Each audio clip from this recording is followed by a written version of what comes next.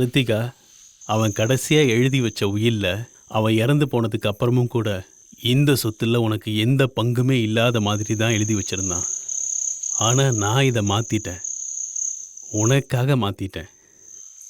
ராஜசேகரோட மொத்த ப்ராப்பர்ட்டியும் இப்போ உனக்கு தான் சொந்தம். இது எல்லாமே அவன் கஷ்டப்பட்டு சேர்த்து வச்ச ப்ராப்பர்ட்டிஸ். புடி.